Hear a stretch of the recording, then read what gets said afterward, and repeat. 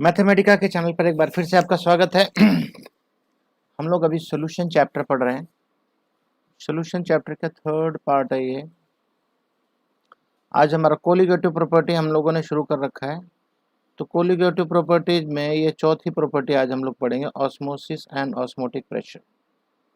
तो पहले तो हम लोग ये देखेंगे कि ऑस्मोसिस होता क्या है, फिर उसके बाद हम आएंगे ऑस्मोटिक प्रेशर के ऊपर। बस को थोड़ा सा समझना है, थोड़ा सा समझेंगे तुरंत आ जाएगा। और सबसे आसान है ये। मैं इसमें बताऊंगा कुछ मल्टीपल चॉइस क्वेश्चन भी कैसे पूछे जाते हैं, बहुत सिंपल है। ओके, तो सबसे पहले मैं ये बताना चाहूँगा, सपोज आपके घर में भी ये सारे प्रोसेस होते हैं, लेकिन शायद आप लोगों ने ध्यान नहीं दिया हो।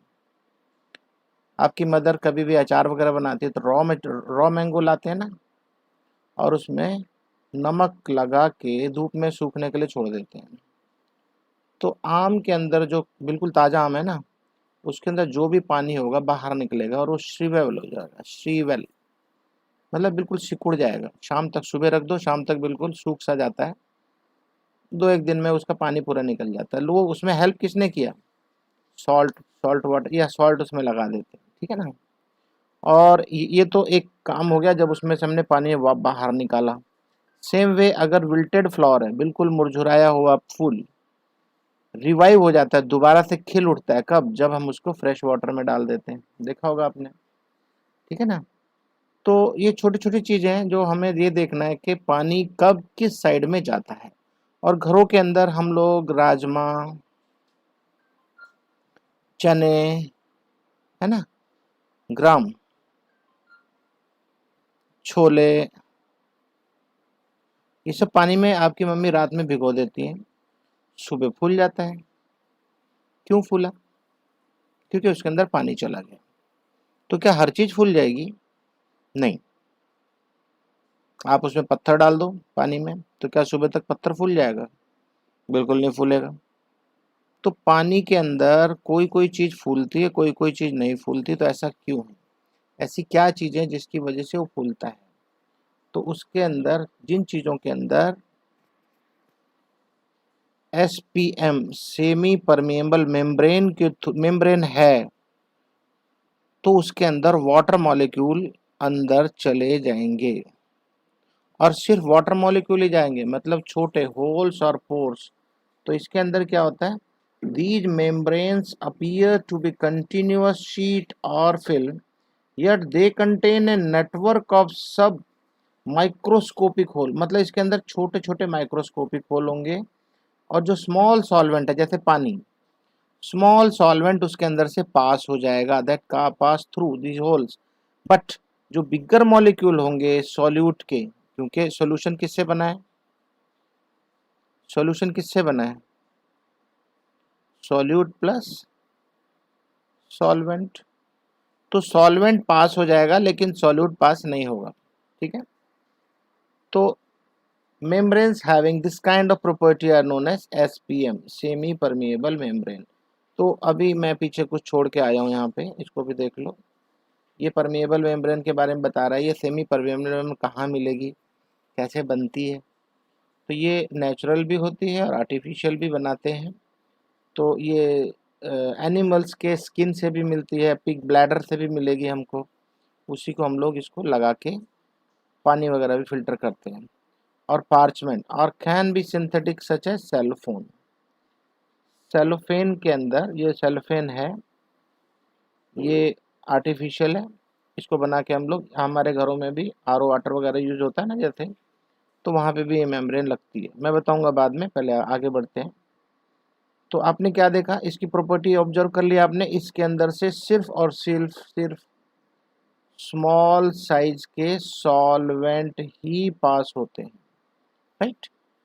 स्मॉल साइज के सॉल्वेंट, और सोल्यूट बिल्कुल पास नहीं होगा, ओके, क्योंकि उसका साइज थोड़ा बड़ा होता है। तो चलो ठीक है, ये तो हमको पता चल गया कि सेमी परमिएबल मेम्ब्रेन उसको अलाउ करता है सॉल्वेंट को पास होने के लिए। So assume that only solvent molecules can pass through this semi permeable membrane. So if this membrane is placed between the two solvent and solution. अब मैं आपको फिगर से सिखाऊंगा।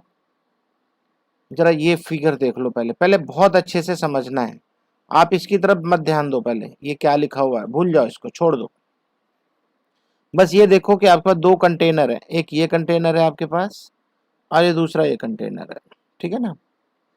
ये दोनों कंटेनर अलग अलग हैं और इनको यहाँ से ज्वाइन किया हुआ, और यहाँ बीच में मान लो बीच में से कुछ भी नहीं, मान लो थोड़ी देर के लिए, या दोनों अलग अलग हैं, छोड़ दो, अब ये दोनों अलग अलग हैं, अभी हम ज्वाइन करेंगे बाद में। इसके अंदर मैंने डाला है सोल्यूशन। सोल्यूशन का मतलब क्या हुआ? सोल्यूशन का मतलब है इसमें सॉल्वेंट भी है और सोल्यूट भी है। ध्यान देना, बस इस फिगर को अच्छा समझ गए तो सब क्लियर। इसमें सॉल्वेंट भी है और सोल्यूट भी है, और ये राइट साइड वाले में सिर्फ और सिर्फ सॉल्वेंट है, सिर्फ और सिर्फ सॉल्वेंट है बस, और कुछ भी नहीं है। तो जब हमने ऐसा फिगर बनाया, ऐसा सिस्टम बनाया और बना के दोनों को ज्वाइन कर दिया और बीच में लगा दिया एसपीएम, वही सेम मेम्ब्रेन मैंने यहाँ पे लगा दिया, ऐसा सिस्टम बना रखा है कि वो मेम्ब्रेन यहाँ पे है।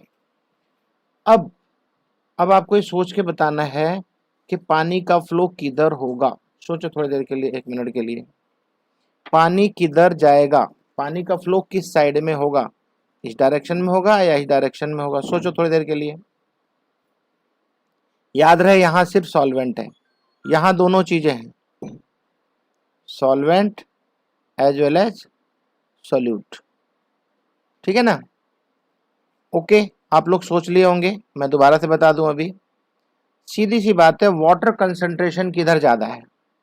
वाटर कंसंट्रेशन यहाँ ज्यादा है। मान लो ये वाटर है, मान लो थोड़ी देर के लिए सॉल्वेंट क्या है, वाटर है, तो वाटर सबसे ज्यादा यहाँ पे है, यहाँ क्या है, कॉन्सेंट्रेटेड है। इसके अंदर मान लो सॉल्ट सोल्यूशन है, सॉल्ट है इसमें, सॉल्ट क्या है, सोल्यूट है, इसमें इसमें हमने सॉल्ट डाल रखा है। अभी क्या करेंगे, जैसे सिस्टम हम इसको अप्लाई करें और ये एसपीएम यहाँ लगा दिया हमने, सेमी परमेबल मेम्ब्रेन लगा दिया, पानी की डायरेक्शन क्या होगी? पानी की डायरेक्शन जहां कॉन्सेंट्रेशन ज्यादा होगी पानी की या सॉल्वेंट की, ध्यान से सुनना, अभी सॉल्वेंट की कॉन्सेंट्रेशन जहां भी ज्यादा होगी उससे दूसरी तरफ जाएगा जहां कम होगी। तो पानी की कॉन्सेंट्रेशन कहाँ ज्यादा है? गाढ़ा कौन है? गाढ़ा तो डेंस तो ये है ना, कैसा ये डेंस है, तो पानी की डायरेक्शन इधर जाएगी, इधर फ्लो होगा पानी, इसके अंदर से छन के निकलेगा, याद रहे, ठीक है। तो पानी जब इधर जाएगा तो सीधी सी बात है, ये इसके बारे में बात मत करो, अभी इसको छोड़ दो थोड़ी देर के लिए। तो और एक चीज और याद याद रखना, दोनों साइड से मान लो एक पिस्टन जैसा लगा रखा है, फ्रिक्शनलेस पिस्टन है हमारे पास, बहुत लाइट वेट, मतलब वेट ज्यादा इस पे फैक्टर नहीं कर रहा। तो क्या देखोगे आप, धीरे धीरे जब पानी इस तरफ चलेगा, वाटर इस साइड में डायरेक्शन में जाएगा, तो सीधी सी बात है, इस प्लेट को ऊपर उठाएगा, इस प्लेट को ऊपर उठाएगा, क्योंकि पानी यहाँ बढ़ रहा है, पानी बढ़ेगा तो प्लेट ऊपर जाएगी, ठीक है। तो मान लो ये वेटलेस है बिल्कुल, ठीक है, मान के चलना, नहीं तो सेक्टर को कंसीडर करना पड़ेगा। तो जब प्लेट ऊपर जा रही है, इसका मतलब वाटर कंसंट्रेशन, वाटर कंटेंट यहाँ बढ़ रहा है, वाटर यहाँ पे बढ़ रहा है, सीधी सी बात है। तो कितना पानी बढ़ रहा है इधर, क्या हम इसको स्टॉप कर सकते हैं? कितना अमाउंट पे बढ़ेगा ये डिपेंड करेगा इसकी कॉन्सेंट्रेशन पे, सॉल्ट कितना ज्यादा या कितना कम है। और बहुत ज्यादा कॉन्सेंट्रेशन के लिए काम नहीं करता ये, डाइल्यूट सॉल्यूशन होना जरूरी है। क्या होना जरूरी है? डाइल्यूट, ठीक है। सॉल्ट सॉल्यूशन है लेकिन कैसा है? डाइल्यूट। तो इसको ये क्या करने जा रहा है? इक्विलिब्रियम। कब तक होगा ये? कब तक चलेगा पानी इस साइड में? जब तक ये इक्विलिब्रियम अटेन नहीं करेगा। इक्विलिब्रियम जब तक अटेन नहीं करेगा पानी का फ्लो चलता रहेगा, स्लो चलता है, वेरी वेरी स्लो, ठीक है। लेकिन कैसे पता करेंगे कि ये या ऐसा क्या काम कर दें कि जिससे फ्लो रुक जाए? फ्लो तो चलता रहेगा ना, तो ऐसा क्या करें? तो वो जो प्रेशर लग रहा है, जितने प्रेशर से पानी हमारे इस सॉल्यूशन में आ रहा है सॉल्वेंट के थ्रू, उतना प्रेशर हम इसमें और ऐड कर देंगे। अब आप बोलोगे ये क्या है? पीएटीएम। पीएटीएम क्या है? ये तो एटमॉस्फेरिक प्रेशर है, दोनों के ऊपर लगा हुआ है, इक्वल है, दोनों साइड से इक्वल है, क्योंकि दोनों का साइज भी इक्वल है इधर से, ठीक है ना। तो इसके ऊपर जो प्रेशर लग रहा है वो कितना है, वो पी एटमॉस्फेरिक प्रेशर, पी मतलब प्रेशर, एटमॉस्फेरिक एटीएम एटमॉस्फेरिक। इस साइड में सेम प्रेशर लग रहा है, लेकिन अभी जो फ्लो है, लेकिन वाटर का कंसंट्रेशन दोनों में डिफरेंट है। यहाँ वाटर कंसंट्रेशन ज़्यादा है, यहाँ वाटर कंसंट्रेशन कम है, क्योंकि सॉल्ट सोल्यूशन है, डाइल्यूट सोल्यूशन है ये। अभी वाटर का फ्लो जब इधर होगा तो एक प्रेशर लगना शुरू हो गया ये, लेकिन अब हम क्या कर रहे हैं, हम तो इसको रोकना चाहते हैं, भाई इधर ना आए ये। तो सीधी सी बात है, कैलकुलेटेड मास कुछ यहाँ पे रखेंगे जिससे कि प्रेशर बने एक, कितना प्रेशर बने, पाई, या और याद रहे pi is not 22/7। B careful, ये ऑस्मोटिक प्रेशर का सिंबल है, ये पाई क्या है, ऑस्मोटिक प्रेशर का सिंबल है बस, और कुछ भी नहीं है। आप इसको पाई मैथमेटिक्स से रिलेट नहीं करना, ये 22/7 नहीं है, ठीक है, पहली बात। अब अगर हमने इतना प्रेशर यहाँ लगा दिया, ज्यादा एक्स्ट्रा कर दिया, तो अब क्या होगा, जो वाटर का फ्लो था इस साइड आ रहा था वो रुक जाएगा। तो इसका मतलब इसके ऊपर कितना प्रेशर लग रहा था, पाई। क्लियर, समझ में आया, यही ऑस्मोटिक प्रेशर है। चलो और अच्छे से देख लेते हैं। ऑस्मोसिस तो क्लियर हो ही गया था, जो पानी का फ्लो हो रहा था वो ऑस्मोसिस था। अब आगे देखो, the flow will continue till the equilibrium attain. Already मैंने सारी चीजें बता दी हैं, लेकिन क्या बुक के थ्रू मैं आपको और अच्छे से बता दूं, सो दैट आप बुक पढ़ोगे तो और मजा आएगा और अच्छे से पढ़ समझ में आ जाएगा। The flow of the solvent from its side, ध्यान देना है, अब यहाँ पे क्या लिख रहा है देखो, the flow of solvent from its side to solution side across SPM. भाई एसपीएम के थ्रू तो जा रहा है ये, देखो भाई, सॉल्वेंट से सॉल्यूशन की साइड में जा रहा है through SPM. Clear, through SPM. So this pressure that just stops the flow, अब ध्यान रखना, सॉरी यहाँ पे छोड़ के आ गया मैं, SPM can be stopped if some extra pressure is applied. अगर हम एक्स्ट्रा प्रेशर अप्लाई करेंगे तो इस प्रेशर के जो फ्लो ऊपर की तरफ जा रहा था, पानी बढ़ रहा था, हम उसको रोक सकते हैं, ठीक है ना। बस अब यहां से डेफिनेशन बता, तो this pressure that just stops the flow of solvent is called osmotic pressure of the solution.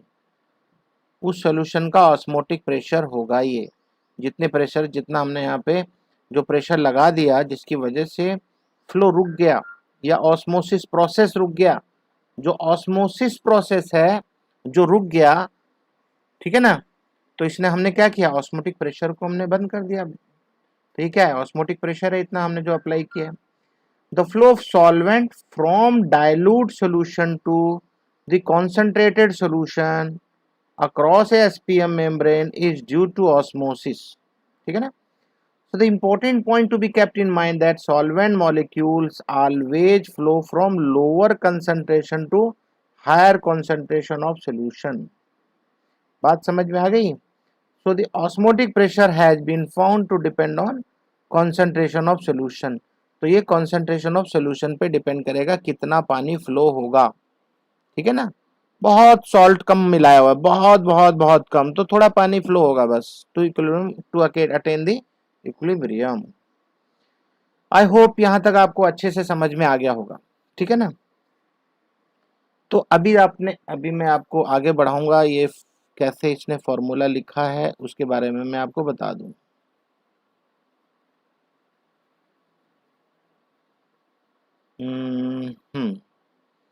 तो अभी इसने क्या बताया, पाई, पाई क्या है, ऑस्मोटिक प्रेशर। अब पाई कितना होगा, अभी इसने क्या बताया, पाई कितना होगा, पाई डायरेक्टली प्रोपोर्शनल टू कॉन्सेंट्रेशन, ठीक है ना, पाई डायरेक्टली प्रोपोर्शनल टू कॉन्सेंट्रेशन। आगे बढ़ते हैं, ये तो क्लियर हो गया कॉन्सेंट्रेशन ऑफ सॉल्यूशन, इसको भी लिख देते हैं कॉन्सेंट्रेशन ऑफ सॉल्यूशन। मतलब मान लो उसमें सॉल्ट आपने मिक्स किया, तो कितना मिक्स किया, ज्यादा है या कम है, राइट। आगे बढ़ो, the osmotic pressure of solution is the excess pressure that must be applied to a solution to prevent osmosis. Osmosis हमको रोकना है तो ये पाई प्रेशर यहाँ पे हमें लगाना पड़ेगा, जिससे कि हम ऑस्मोसिस को रोक सकें, to prevent osmosis, that is to stop the passage of solvent molecule, right, clear है, through a SP into the solution. So this is illustrated by the figure. मैं आपको फिगर अच्छे से समझा दिया हूँ। Osmotic pressure is a colligative property. हाँ, चौथी प्रॉपर्टी हमारी जो fourth one and last one we are study, as it depends on the number of solute molecule. तो कॉन्सेंट्रेशन से सोल्यूट मॉलिक्यूल भी हम फाइंड आउट करेंगे। कैसे करेंगे वही बताऊंगा मैं। At not on their identity. For dilute solution it has been found experimentally that osmotic pressure is proportional to molarity C of the concentration of solution at a given temperature। तो कहने का मतलब concentration तो है ही and at the same time pi is directly proportional to temperature। तो ये दो चीजें हैं, तो मैं इसको क्या लिख सकता हूँ, concentration and temperature। और एक चीज और याद रखना, कॉन्सेंट्रेशन किस पे डिपेंड करता है, number of moles divided by volume. ये बी केयरफुल, ये याद रखना आपको। N is number of moles of solute, V is volume, right. और इसको प्रोपोर्शनैलिटी कांस्टेंट लगाएंगे तो इक्वल कर देंगे आर सी टी, या pi equal to C R T लिखते हैं हम जनरली, ठीक है ना। और टी को, टेम्परेचर को हमेशा हम लोग मेंशन करेंगे केल्विन में। कैलकुलेशन में हमेशा आप केल्विन का ही यूज करेंगे। चलो ये और अच्छे से बता दूं और अच्छा क्लियर हो जाएगा आपको। यहां तक तो मैं बता दिया, ये पाई है भाई, अब क्या है ये, आपकी बुक में अच्छा लिखा होगा, यहाँ इस बुक में पता नहीं कैसे लिखा हुआ है, छोड़ दो उसको। आर के बारे में थोड़ा और बता दूं मैं आपको, आर के बारे में बताना बहुत जरूरी है। आर क्या है, आर इज गैस कांस्टेंट, ठीक है ना। और आर के बारे में एक दो और इन्फॉर्मेशन बताऊं, मैंने कल की वीडियो में बताया भी था, लेकिन ठीक है अभी फिर से बता दे रहा हूँ। एक कभी कभी ये 0.82 लिखने के लिए बोलता है, और सॉरी कभी कभी ये 0.082 और कभी 0.83, ठीक है ना। तो जब भी एटमॉस्फेरिक प्रेशर होगा तब आप लिखोगे 0.082, और जब भी ये बार में लिखेगा तब आप लिखोगे 0.83। ये याद रखना, भूलना नहीं है। मल्टीपल चॉइस में आप जो कभी आपके क्वेश्चन, न्यूमेरिकल क्वेश्चन में आपसे गलती हो सकती है, आप इसको कहीं नोट कर लेना, क्योंकि आपकी बुक में लिखा नहीं है बिल्कुल भी, ठीक है ना। न्यूमेरिकल क्वेश्चन में आपके काम आएगा। चलो आगे बढ़ते हैं। अच्छा जी, एक चीज और कर लेते हैं यहाँ पे, जो मैंने यहाँ पे नहीं लिखा। तो मैं इसको और आगे बढ़ाऊंगा। C is equal to n by V है। एन क्या है, number of mole. Number of mole कैसे पता करते हैं भाई, वेट हो पता अगर हमको, डिवाइडेड बाय मोलार मास, ठीक है ना, और नीचे भी है। ये क्लियर हुआ।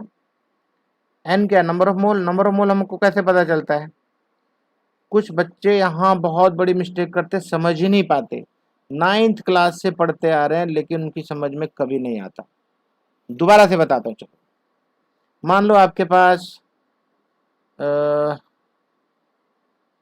किसका एग्जाम्पल लूँ, चलो एग्जाम्पल ऐसे तो सोडियम मिक्स नहीं करते, फिर भी मैं यहाँ पे बता देता हूँ। मान लो कोई चीज सोडियम का लेना ठीक नहीं है, उचित नहीं है। NaCl की बात करते हैं। सपोज NaCl का मास कितना होता है, 23, और Cl का कितना होता है, 35.5, ठीक है। अगर मैं नमक मिलाता हूँ NaCl में, बोलता हूँ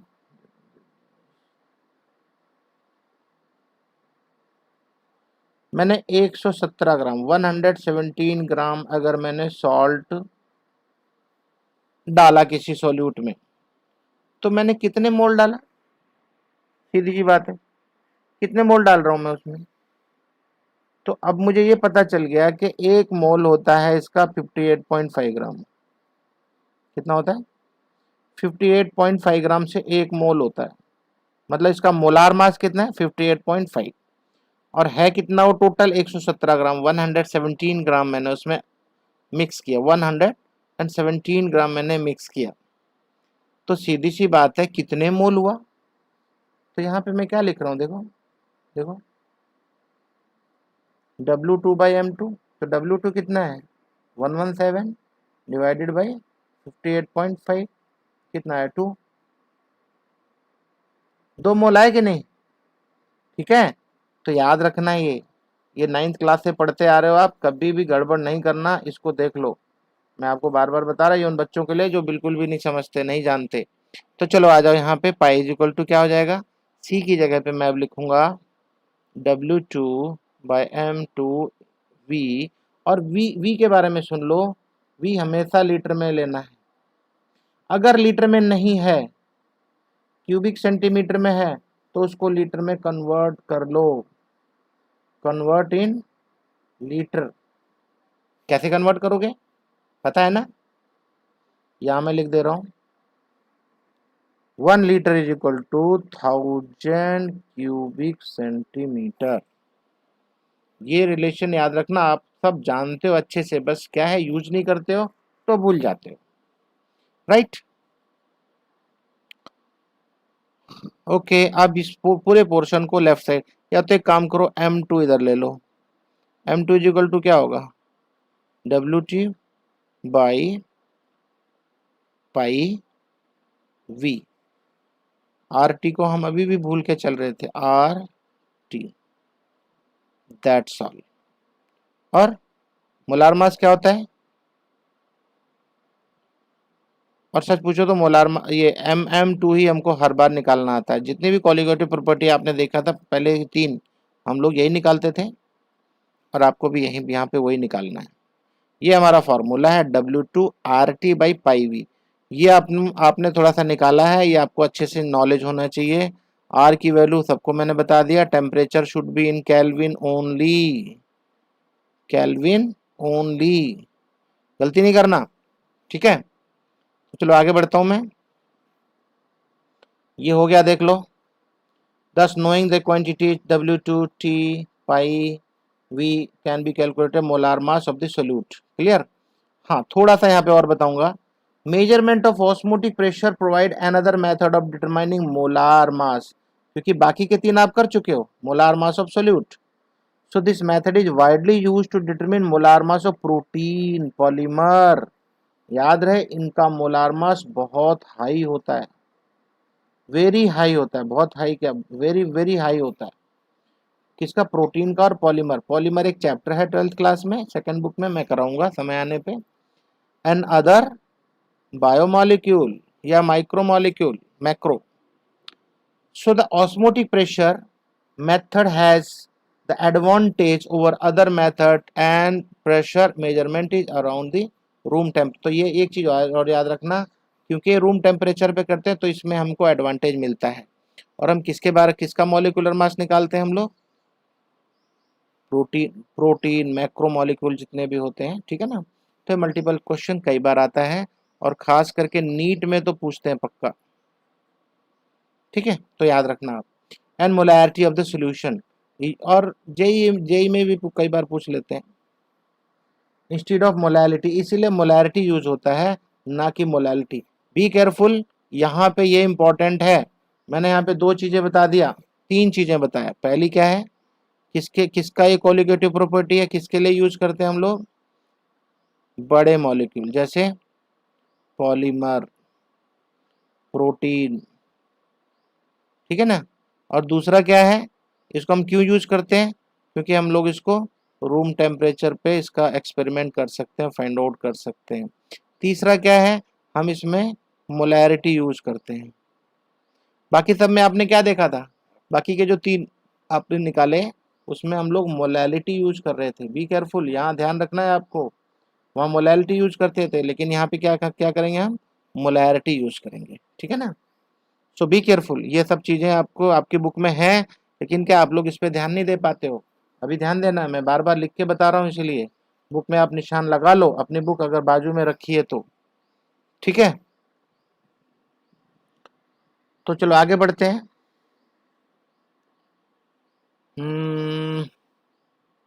पहले ये बता दूं मैं या पहले न्यूमेरिकल कराता हूँ? चलो एक छोटा सा एग्जांपल है, देख लो क्या है।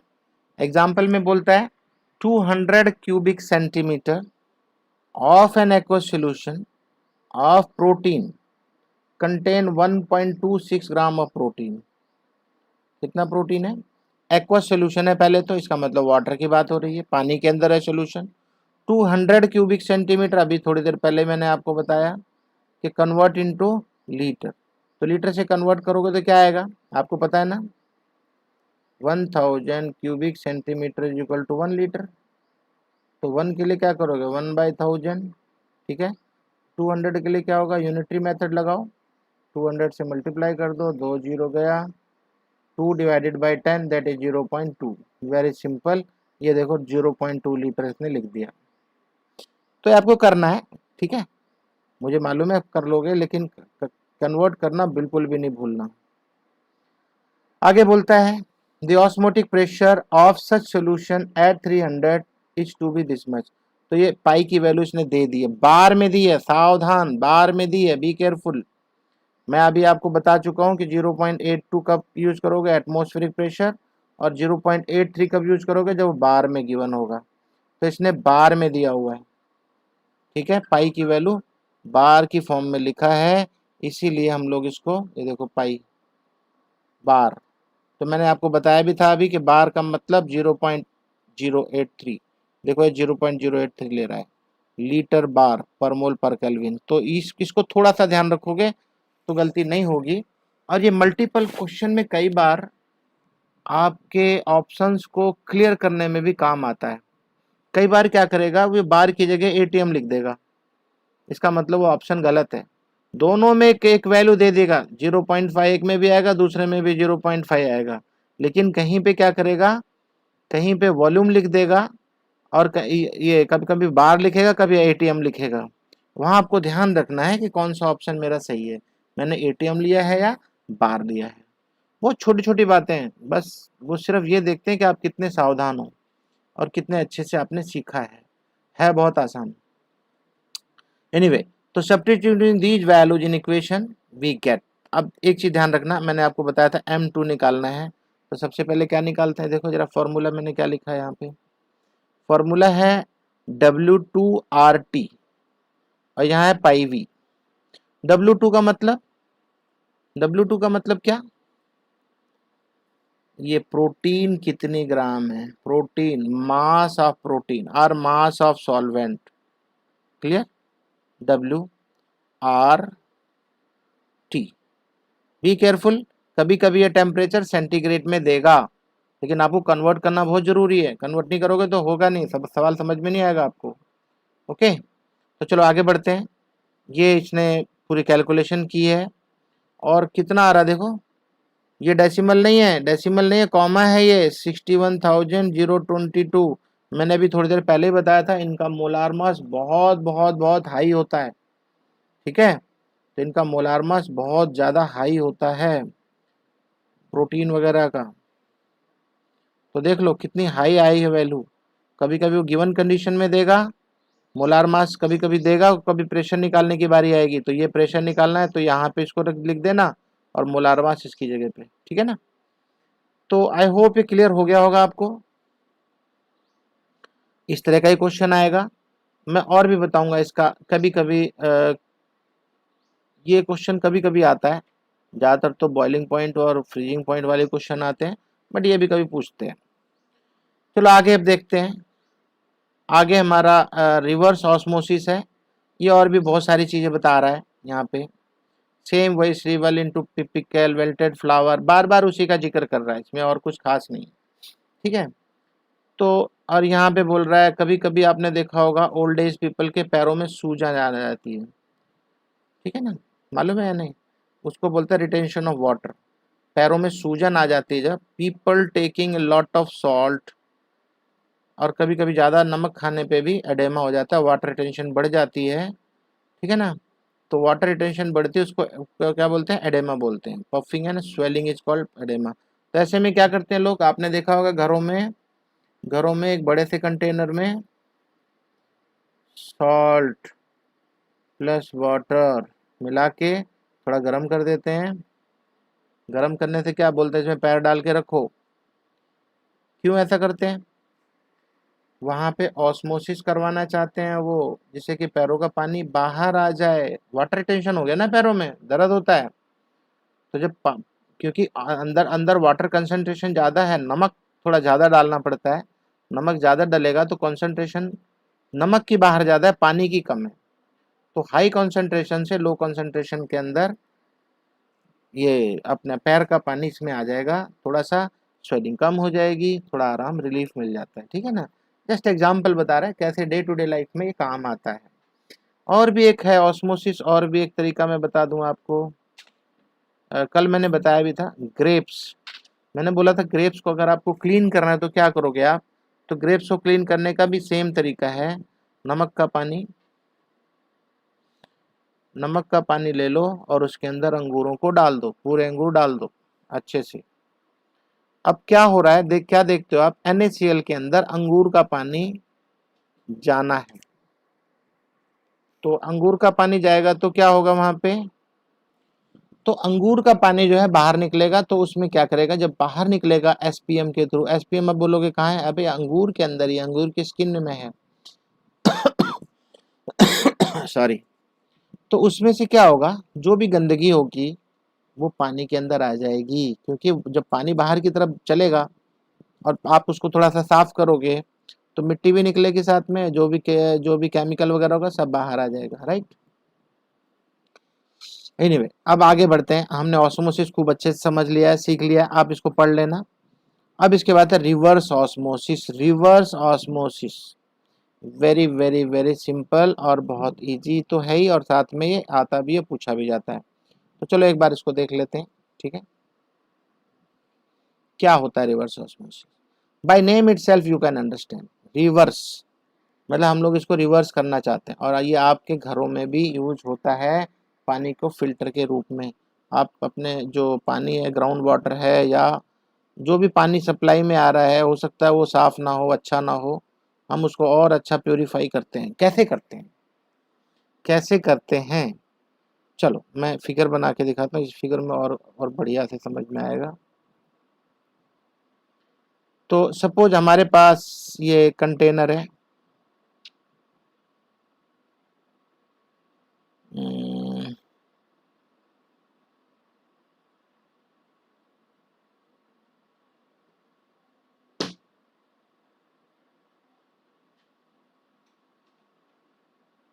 ठीक है, ये हमारा SPM है,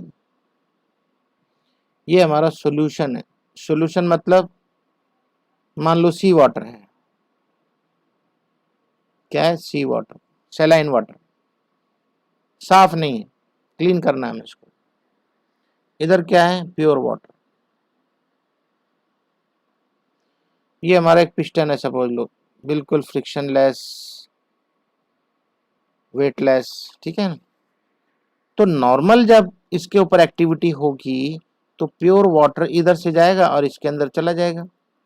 लेकिन हम तो अपना प्योर वाटर खराब कर रहे हैं भाई, हमारा काम तो कुछ और था, हमें ये साफ करना है ना।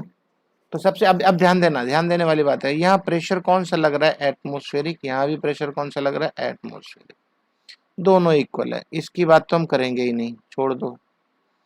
फिर इसके बाद क्योंकि ऑस्मोसिस हो रहा है, हम एक काम करेंगे, उसके ऊपर एक पाइप प्रेशर लगा देंगे। इधर पाइप प्रेशर लगा दिया, अगर इधर पाइप प्रेशर लगा दिया तो ऑस्मोसिस रुक गया, चलो ये काम भी हो गया। तो क्या हमारा एम यही था क्या, नो, हम चाहते हैं पाइप प्रेशर से तो रुके ही रुके, और साथ में उल्टा काम भी शुरू हो जाए, इधर का इधर जाए और वाटर अब इधर जाना शुरू हो जाए। तो सीधी सी बात है, कुछ और वेट रखना पड़ेगा, सम मोर प्रेशर इज रिक्वायर्ड। जो ये प्रेशर था उससे ज्यादा प्रेशर हमको इधर लगाना है सॉल्यूशन की साइड से। तो प्योर वाटर की तरफ वाटर का फ्लो बढ़ जाएगा, क्योंकि जब हमने पाई रखा था, पाई प्रेशर से उसके ऊपर अप्लाई किया था, ऑस्मोसिस रुक गया था।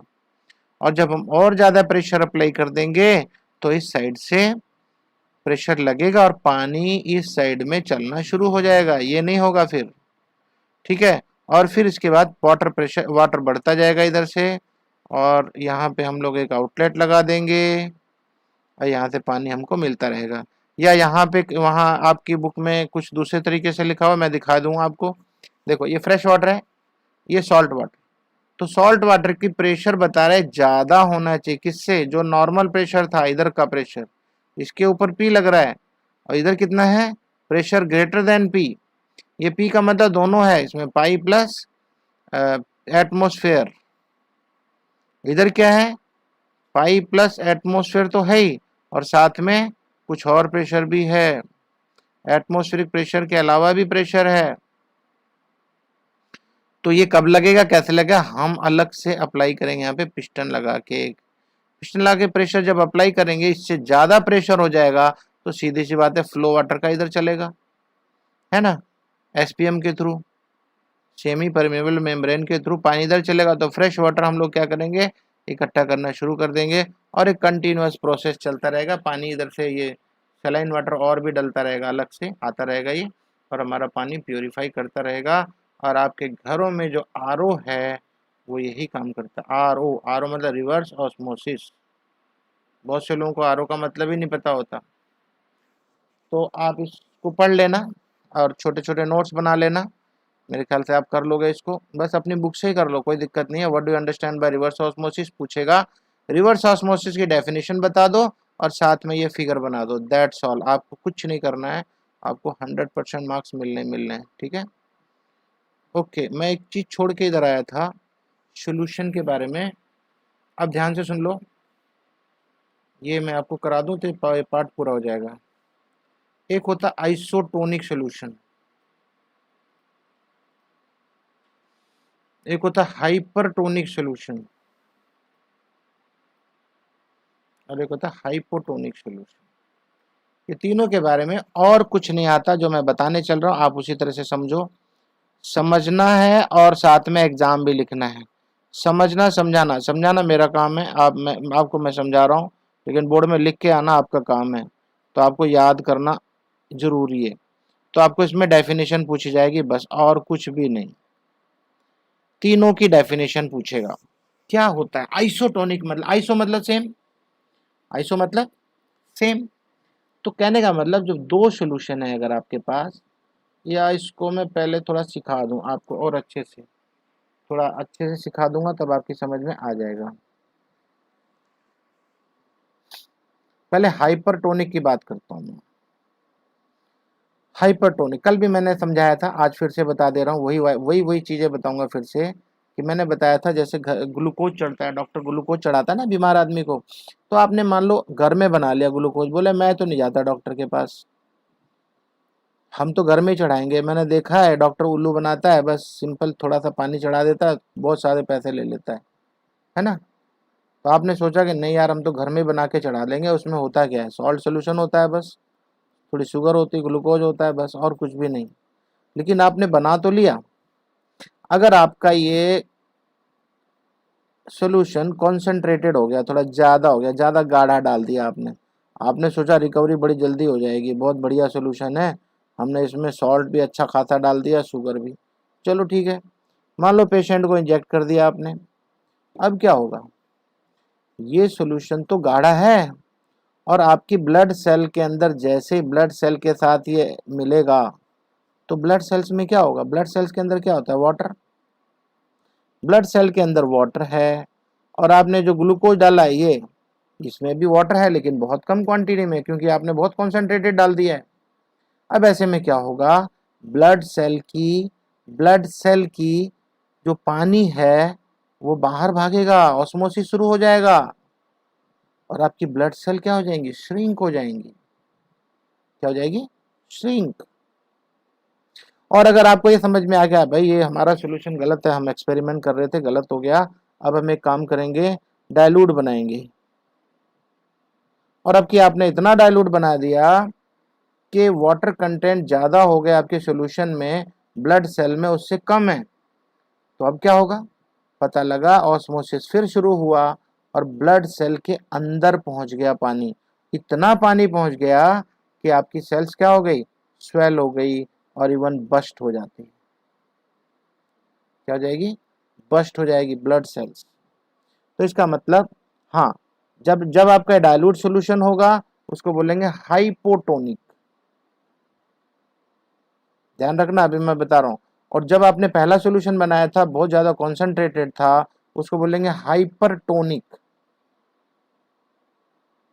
अंगूर को साफ करने के लिए भी अभी मैंने थोड़ी देर पहले बताया, अंगूर को साफ करने के लिए आपको हाइपरटोनिक सॉल्यूशन बनाना पड़ेगा, जिससे कि अंगूर के अंदर का पानी बाहर आए, तभी तो वो साफ हो जाएगा अंगूर, है ना। और पानी के अंदर जब आप किशमिश डालते हो, किशमिश तो फूल जाती है ना। वो कैसा सॉल्यूशन होता है, वो कैसा सॉल्यूशन होता है, हाइपोटोनिक होता है। मतलब आउटर साइड में पानी पानी है, उसमें सॉल्ट है ही नहीं, या तो ना बिल्कुल भी नहीं है। ठीक है ना। आई होप मैं समझा पाया हूँ, और आप इसको कोशिश करो समझने की। ये 2-4 लाइनों में समझा रहा है अच्छे से, और प्रेशर के थ्रू समझा रहा है। तो मैं आपको बताऊंगा, two solutions having same osmotic pressure at given temperature are called isotonic solution. कहने का मतलब, जो ग्लूकोज आप चढ़ा रहे हो, ग्लूकोज प्लस सॉल्ट बॉडी के अंदर चढ़ाया, वो और ब्लड सेल के जो अंदर कॉन्सेंट्रेशन है, दोनों अगर इक्वल है तो ना तो बस्ट होगा सेल, ठीक है ना सेल के अंदर पानी जाएगा ना बाहर आएगा। इसका मतलब वो आइसोटोनिक सॉल्यूशन होगा, आइसोटोनिक सॉल्यूशन। और वो सॉल्यूशन कैसा रहेगा, 0.9 mass volume of sodium chloride, ठीक है ना। On the other hand, if you place the cells in a solution containing 0.9% अगर रखेंगे हम लोग, तो हमारा सॉल्यूशन ठीक होता है। इसीलिए कभी भी ये काम नहीं करना है, हमेशा अच्छी कंपनी के ग्लूकोज चढ़ाते हैं डॉक्टर, और उनकी लेबोरेटरी में ऑलरेडी वो चेक होता है, ठीक है ना। ओके, अब इसके बाद क्या बोलता है देखो, when such solution are separated by semi permeable membrane, no osmosis occurs between them. तो ये जो आपने बनाया और ब्लड सेल के अंदर कोई ऑस्मोसिस नहीं होगा। For example, the osmotic pressure associated with the fluid inside the blood cell is equivalent to that of 0.9 mass volume sodium chloride solution called normal saline solution। तो अगर वो 0.9% से कम है तो प्रॉब्लम, ज़्यादा है तो भी problem. And it is safe to inject intravenously, ठीक है ना। On other hand, if you place the cells in solution containing more than 0.9, अब देखो ये मोर देन 0.9% का मतलब है गाढ़ा बना दिया आपने। अगर ऐसा डाला तो water will flow out of the cell, cell के अंदर से पानी बाहर आना शुरू हो जाएगा, जो भी मैंने बताया, एक्सप्लेन किया मैंने आपको। ओके, सो वुड श्रिंक, तो आपकी सेल, ब्लड सेल श्रिंक हो जाएगी। Such solution is hypertonic. If the salt concentration is less, अगर कम होगा सॉल्ट तो क्या होगा, अब ये सॉल्यूशन कैसा हो जाएगा, hypotonic. In this case water will flow into the cell if place in the solution and they would swell। अब वहां पे क्या हो जाएगी, स्वेलिंग आ जाएगी, मतलब अंदर पानी का कंटेंट बढ़ जाएगा। एनीवे, मैंने ऑस्मोसिस, ऑस्मोटिक प्रेशर और उसके ऊपर न्यूमेरिकल, हाँ इसके ऊपर न्यूमेरिकल क्वेश्चन ही आने के चांस सबसे ज़्यादा है। कभी कभी तीनों डेफिनेशन पूछ लेता है, कभी कभी रिवर्स ऑस्मोसिस पूछेगा। तो इसमें आपको घबराने की ज़रूरत नहीं है, बहुत सिंपल है। और मैं अगले, कितना बड़ा हो बन गया वीडियो बन गया 43 मिनट का। तो मैं ये वीडियो यहीं बंद करता हूँ। अगले वीडियो में वन टॉप और न्यूमेरिकल क्वेश्चन और डाल दूंगा मैं। Okay, so thanks for watching the video. मैं ही वीडियो को बंद करता हूँ।